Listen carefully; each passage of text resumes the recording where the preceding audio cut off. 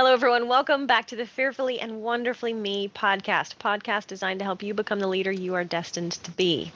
Today's episode is all about keystone habits in the physical dimension of life. And last week's episode, I introduced the concept of keystone habits, those habits that really help us leverage success and launch ourselves kind of to the next level because they are the foundation, if you will, that make the other habits easier. Another way to say that, or another way to think about that is I think keystone habits are the critical first step to growth, right? And it's almost like they are momentum builders. You just get so much more out of them, not because of that individual habit itself, but also because it leverages your success, your momentum, and it helps make it easier for you to build other wonderful, awesome habits on top of that. So when we talk about the physical dimension of life, that really comes down to, right, our physical bodies and our physical environment. So habits in this physical dimension of life are anything related to health, physical health, wellness, physical wellness, our environment. Like this office is my environment at the moment, so that could be my physical area. It's right, it's affecting me physically because I'm physically in the room. And so that for you, that could be an office or a car. That's part of your environment. But it also, kind of all of the dimensions of life are interconnected with the others, right? So your environment isn't just the physical room you're in, but it are the things that affect you physically in the environment you're in. So it's usually something that's very tangible. Now, there's no doubt that other factors of our environment affect us in other ways.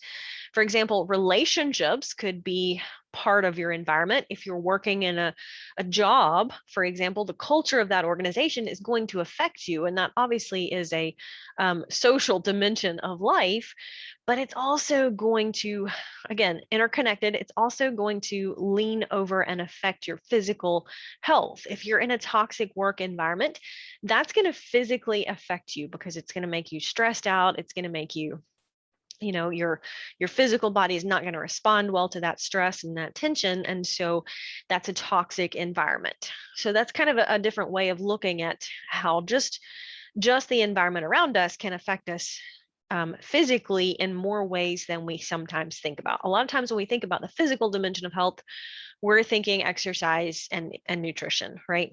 And that's part of our physical dimension, but it's also the environment around us and how that affects us. So keystone habits in this dimension. And there again, when I talk about keystone habits, I'm talking about the habits that launch us into more growth, right? So habits are always taken in consideration. When you look at your list of habits, you need to take in consideration where you are and where you want to go, because the habits that we have to be considered in light of where we are and where we want to go so that we know how to rate them, not as bad habits or good habits necessarily, but as habits that are effective or ineffective in helping us become the person, the woman, the leader that we are destined to be. Does that make sense? I mean, we all could identify habits that are definitely bad for us, like smoking cigarettes, right? We know that that's a bad habit. That's not a healthy thing. But I'm not really just talking about good or bad habits in terms of your health, but effective or ineffective habits.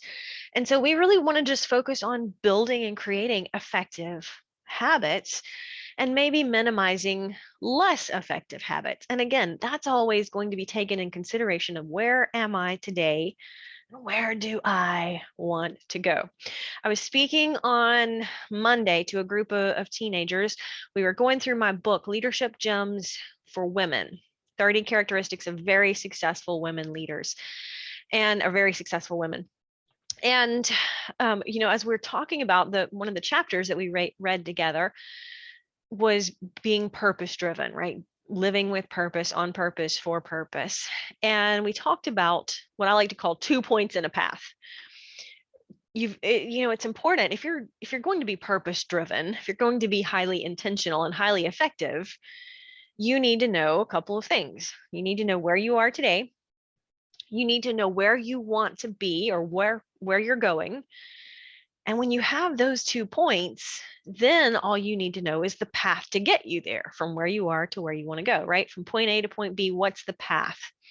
And I shared with the group, I said, one thing that once you know point A and point B, what you need to do, a powerful question you can ask so that you can identify that path forward, is ask yourself, is what I'm about to do going to move me forward? Is what I'm about to do going to move me in the right direction, right? Relative to where I am, relative to where I'm going, is this going to move me forward? And, I call it 2 points in a path. The 2 points, you can figure out the path to get from point A to point B. So I wanted to bring that in context of what I really consider the keystone habits in the physical dimension. And I think as I reflect back on my journey, I absolutely believe that different habits could be slightly different. Our keystone habits might be slightly different based on who we are and our personality and our circumstances and that kind of thing. But I think that there are a few that cannot help but be keystone habits, probably for everybody.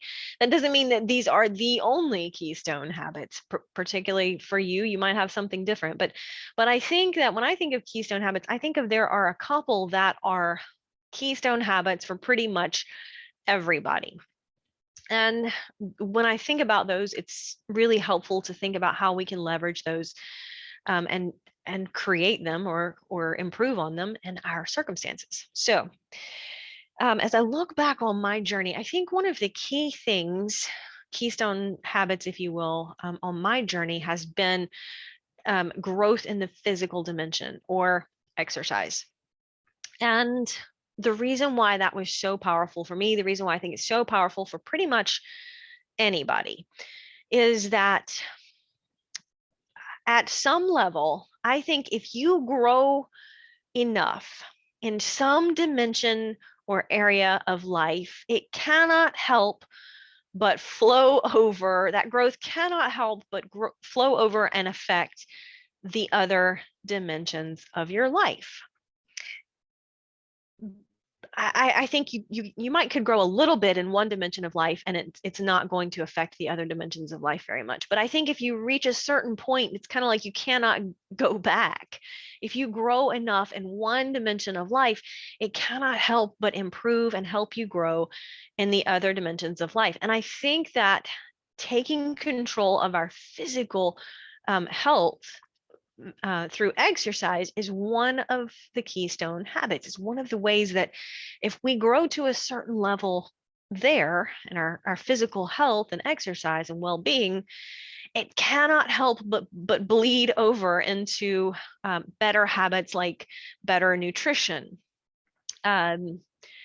It's going to help you grow in other areas. It's going to help you deal with situations and stress better. And so that's going to help you grow in the social dimension, because I almost joke about it, but let me just tell you, I'm a nicer person when I exercise. Like exercise really helps me feel better, and it helps, me get rid of some cortisol and some stress hormones, and gives me some good, all those positive endorphins, right? And I'm just a nicer person when I get to exercise. Well, most of us are, because our bodies are created to have some level of exercise and movement. It's good for us.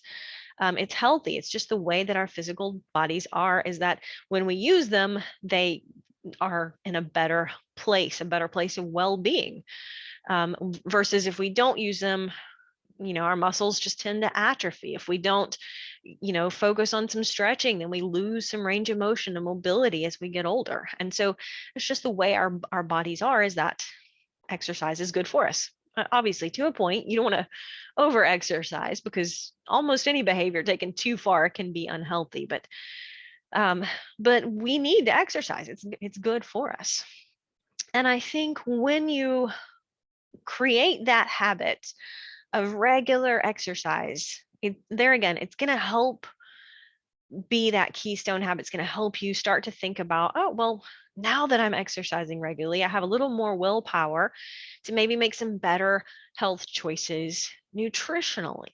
It's also going to help you think, well, maybe I want to, you know, improve my mental health, or maybe I can leverage my time while I'm exercising and listen to a podcast or listen to a great audiobook while I'm exercising. So I think that, you know, being intentional with exercise is a keystone habit. I think when we create that habit in our routine and in our schedule in our lives, it is going to create so many positive ripple effects throughout the other areas of our life. I think it cannot help but do that. Why? Well, for a couple of reasons. Number one, even though it's good for us to exercise, most of us, our bodies just like to be comfortable, and exercise is not comfortable, right? If you're talking about cardiovascular respiratory exercise, maybe walking or even jogging or something like that, then you're going to get out of breath. And that's not a very pleasant feeling. But it's good for us, but it doesn't feel good for us. And so that's kind of the paradox there, is that we have to grow and develop the discipline to say, even though I'm not really physically going to enjoy that, being a little bit out of breath, I know that that's helping my heart get stronger. It's going to help, my muscles get stronger. And so I know it's good for me. It's going to reap all kind of positive benefits. Right. So that's a mindset shift in saying, I've got to get comfortable with being uncomfortable by exercising. And that's what generates the discipline and helps us be more effective in other areas. So I think that's number one.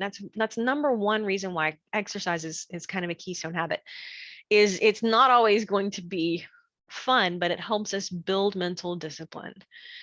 Like anything, the more frequently we do it, the easier it becomes, right? And so the first several to many times that we exercise and we get uncomfortable and we're not physically really enjoying the experience, what happens is that we get to a certain point and we start to mentally appreciate the benefits of it afterward.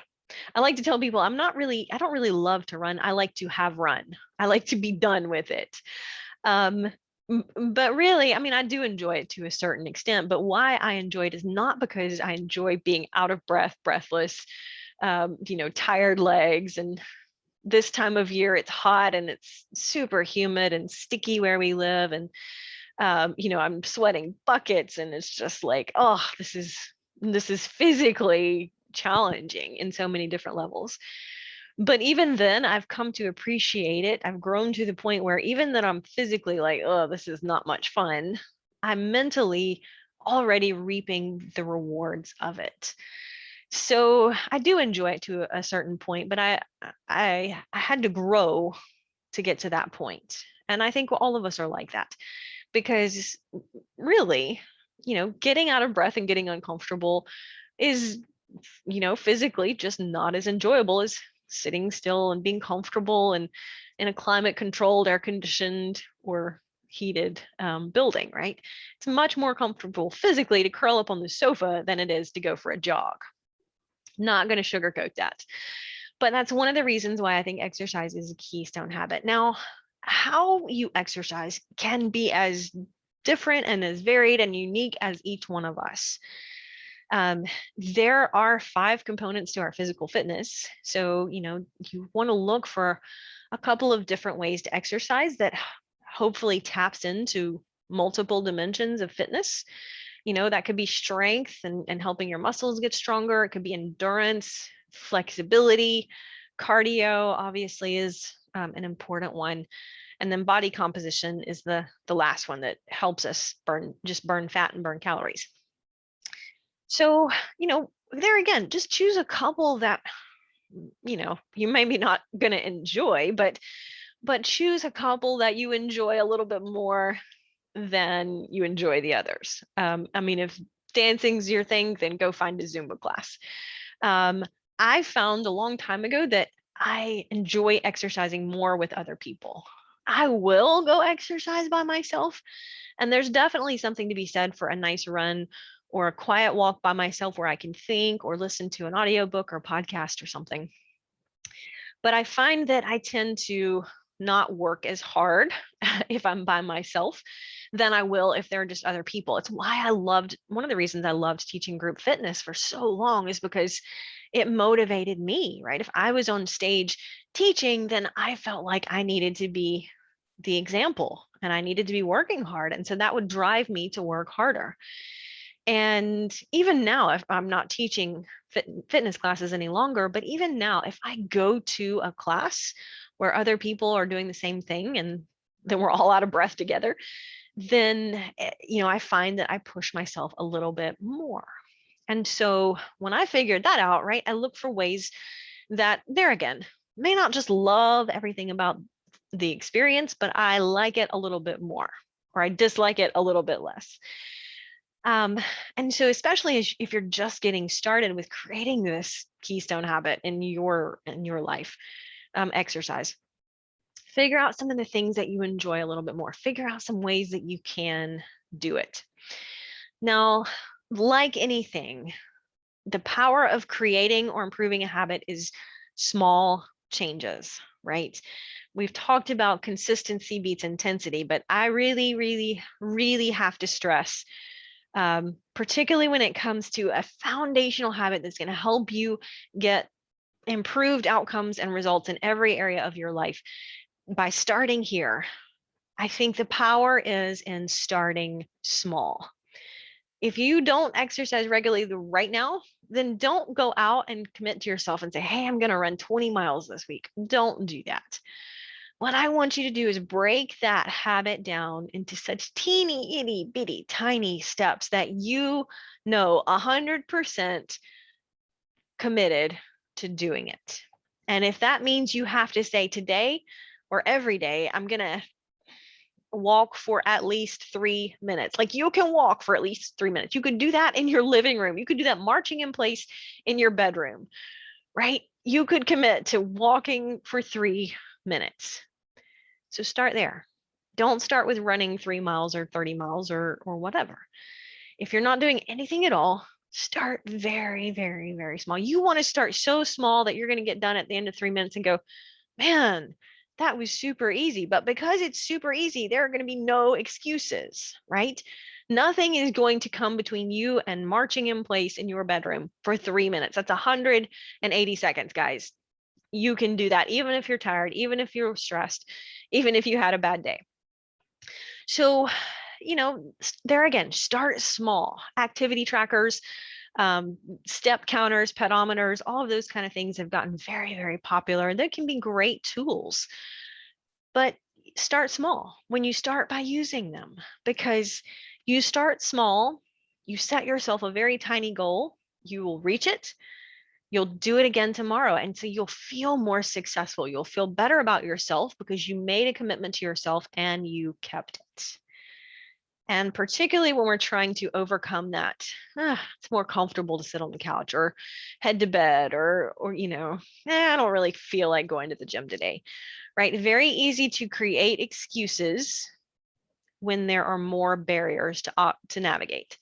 So when you're trying to leverage that, create a better habit or improve a habit, develop a good habit that's going to help you be effective, you just start super, super, super, super small.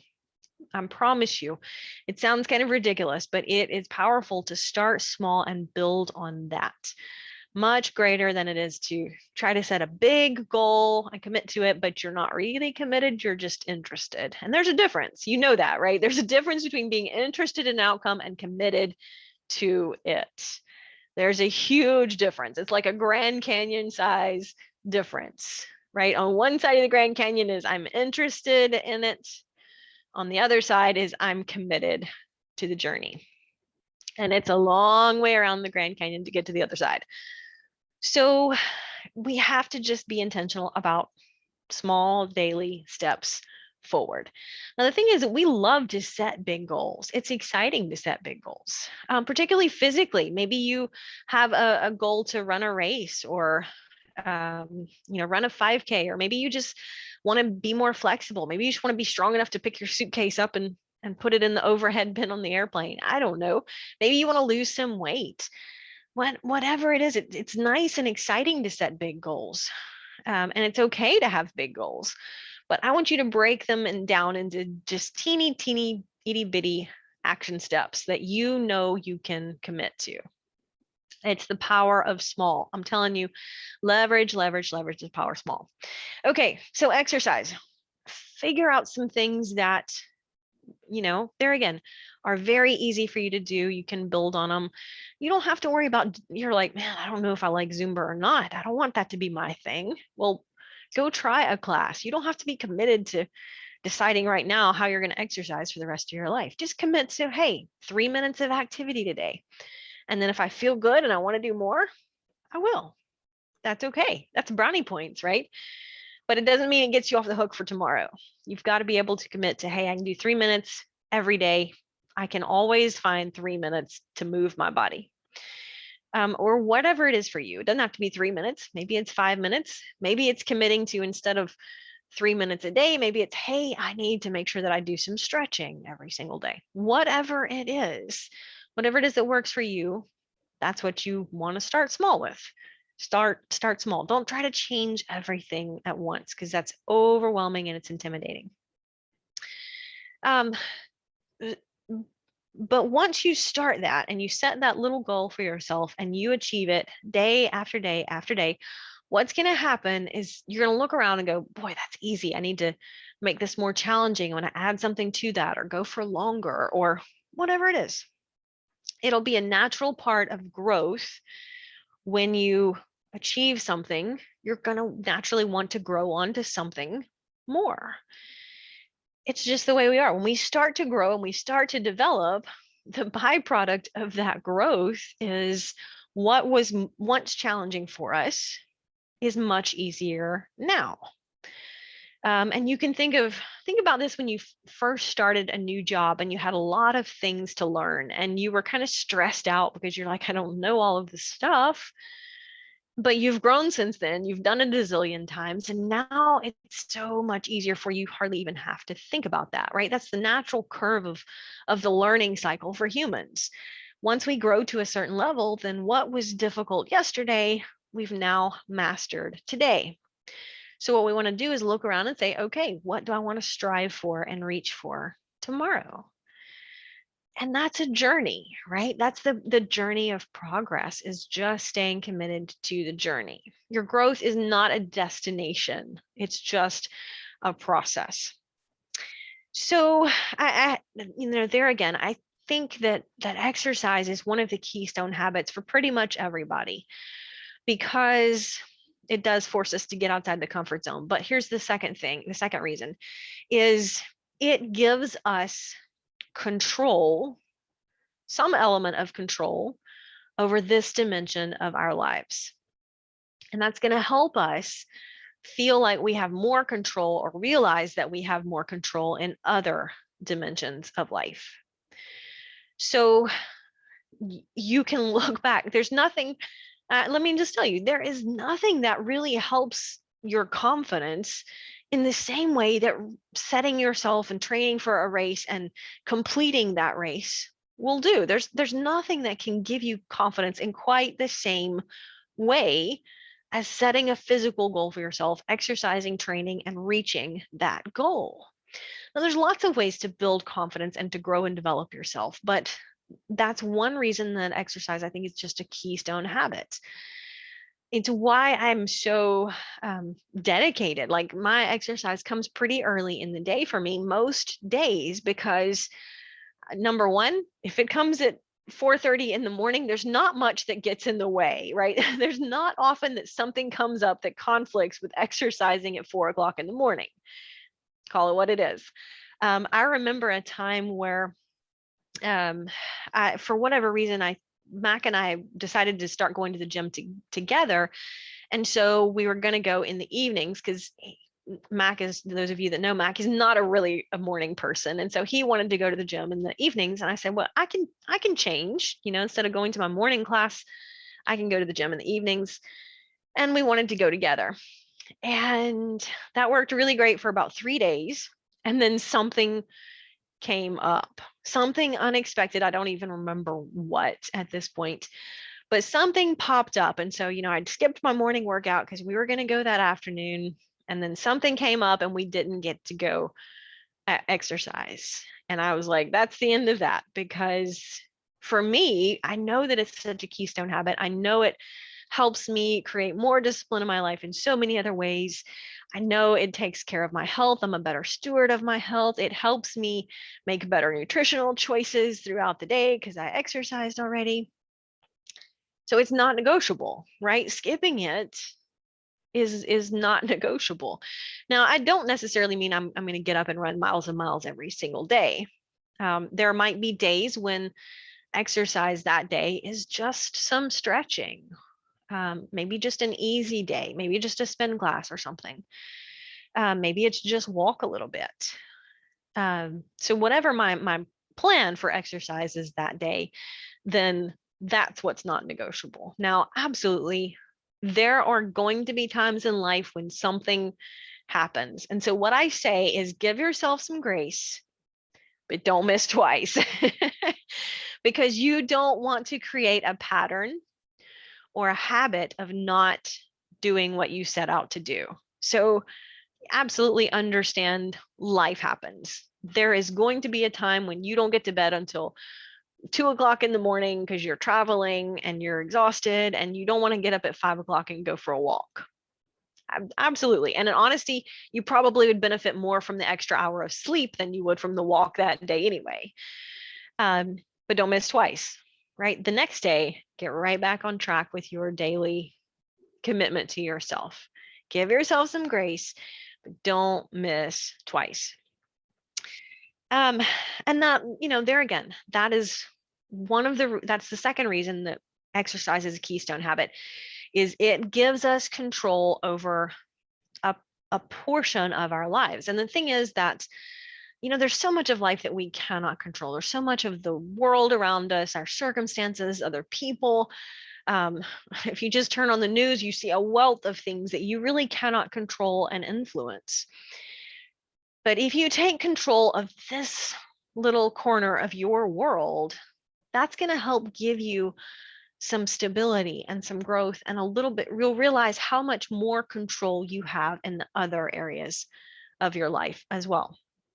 Again, leveraging that discipline and growing yourself, growing and developing your character. This is a powerful way to do that. It's not the only way. Certainly, there are lots of ways to grow and develop yourself.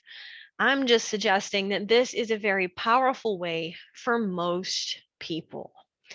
And so figure out if that's true for you. If you can get a regular routine, if you don't have one around your exercise, whatever that looks like for you, I can almost guarantee you're going to see it help you improve the outcomes in their other areas of life as well. You're going to feel like if you get up a little extra early in the morning to exercise, then it's going to be a whole lot easier to say, yeah, I really don't want that jelly donut for breakfast this morning instead of my oatmeal, because I already did something really good for my health and I don't want to just throw it away just on a donut, right? I'm not saying you can't have a donut sometimes. What I am saying is you will feel more in control to make better choices because you've already created a successful track record in your day. And who wouldn't want to start a successful track record of your day? Because I guarantee you've all had the experience of you set out to do something, you commit to something, and for whatever reason, you're not able to accomplish it, or you slip a little bit or whatever. And so you, as the saying goes, throw the baby out with the bathwater. Now, for me, this would normally look like, today I'm going to eat protein bars for breakfast and lunch. And so I would get up and I'd be like, I'm going to eat a protein bar for breakfast. I'm going to eat a protein bar for lunch, and then I'll eat dinner. And then I'd eat my protein bar, but by 10 o'clock, I'm hungry. And so I'm like, well, I'm going to have a little extra snack. And so I go in and eat the extra protein bar. And then by 12 o'clock, I'm still hungry. I'm hungry again. And so then I'm like, well, I might as well I'll have a sandwich on top of my protein bar, right? That'll be good. A sandwich is a good choice. And then by 1 o'clock, I'm craving a cookie, and I eat a chocolate cookie, and you see where it's going. By 3 o'clock, I've thrown my protein bar resolution out the window and I'm like scarfing down Oreo cookies. I don't do that anymore because what I realized is that if I create a track record of success throughout my day, it's much easier to stay on track, right? Versus you start to create a downward spiral or a track record of not keeping those commitments to yourself. It's all too easy to just say, I'll throw in the towel. I'll start again on Monday. I'll start the diet on January. No, don't wait. Don't wait to create a successful track record for yourself. Just figure out how small can you make that improvement, right? 1%.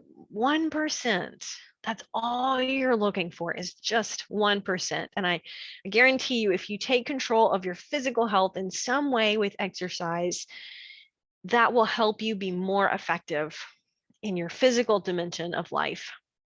I mean, I could absolutely see how other habits can be keystone habits, but I just come down to I think exercise is one of the ones that's most foundational for most of us. It also kind of works both ways with nutrition. I could see it going both ways. But I think, for example, you've probably seen or heard there's a video floating around about someone who's talking about starting your day by making your bed, because then it's going to help you do this and this and this and that. And it's really a great motivational video. And it's some really good principles in the video. But I think the principle is create the successful track record for yourself, not the practice of making your bed. I think you can not make your bed and still go on to have a great, successful day. So I think what's missing in that video is talking about the concept and the principle of starting your day with intention and carrying that throughout your day. So again, that's why I come through. I mean, there's nothing wrong with making your bed, right? There's nothing wrong with cleaning your environment. That absolutely is a physical habit. Like maybe you have a habit of just regularly straightening your office or your car. That's a good thing, right? But I don't think that's a keystone habit that's going to help you get more discipline for exercising more regularly. Maybe it is for you. Maybe I'm wrong on this, but I just in all of the years that I spent coaching and teaching and training, I have seen over and over and over and over again how someone who takes control of their physical dimension through exercise, that becomes a keystone habit for them, and that launches off into better nutrition, improved relationships, more confidence in themselves, better emotional habit, and it goes on and on and on. And I've just seen this repeated so often, both in my experience in my own life and then so many others. So enough about that. I think that is just a powerful way. And again, hopefully I've given you some ideas or sparked some ideas on how you can build that keystone habit in your life. So just a little bit about nutrition and physical nutrition. And this is not really an ad, this isn't an ad at all, but somebody asked me not too long ago about tools for just better nutrition, right? And I'm always an advocate that we all have to make the choices for ourselves around our nutrition. And I think that might be a little bit different for everybody. So you have to find the solution that's right for you. But again, I think the concept overall, most of us already know we should drink more water and eat more fruits and vegetables, right? That's always going to be good for us. Drink more water and less other stuff. Eat more fruits and vegetables and less other stuff. And so one of the things that has helped me do that is an app called let's see, it's the Daily Dozen. I'll just look it up here. Yep, Daily Dozen. And it's an app created by Dr. Michael Greger. And what he did was he wrote a book called How Not to Die. It's an interesting book. I mean, how not to die is something we probably all are interested in, but he wrote about it in context of how not to die from certain diseases. So he talks about the nutritional benefits of specific foods that help us combat breast cancer, for example.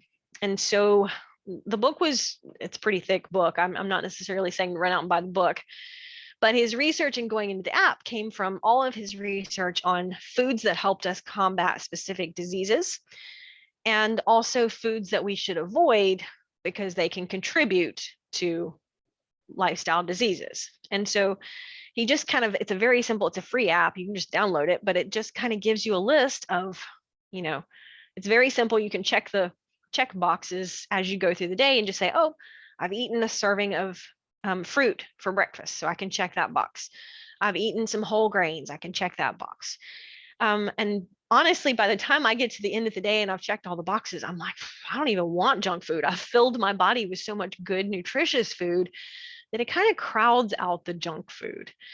Now, sure, you're still going to want some things that aren't always that healthy, but the concept is that if we can, number one, don't get in a position where our body is craving the nutrients, so we're feeding our body a lot of good, wholesome nutrition, we're kind of being proactive about not ever getting to the point where you want to inhale 6 slices of cake, right? Because if you get to the point where you're starving and you missed breakfast and lunch, you are not going to turn around and eat a plate of kale in that moment. You're going to turn around and grab the first thing that you can grab because you're hungry and your body's craving, and you need food and sustenance and calories. And so it's much more difficult to make the very healthy, informed choice in that moment because you're already setting yourself up for a disadvantage. So anyway, short aside that on how you can just use something simple and effective, it helps me just be a little more intentional about nutritional choices without a whole lot of work. And I don't know about you guys, but I am all in favor of things that help set me up for success without a whole lot of work. Like I don't have to go do all the research on, how many servings of fruit or legumes I need every day because somebody's already done that. So there again, Daily Dozen app definitely will help you just be intentional about those nutritional choices.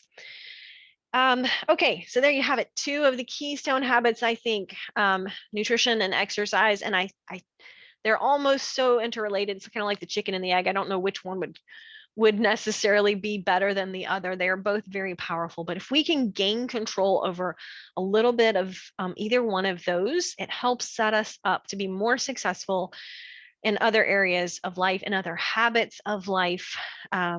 We just start to become more intentional because there again, what we're really doing through creating a good, effective keystone habit is we are growing ourselves, right? We're growing our depth of character and saying, you know what? I'm developing the willpower to say, this is the better choice for me. This is not as great of a choice for me.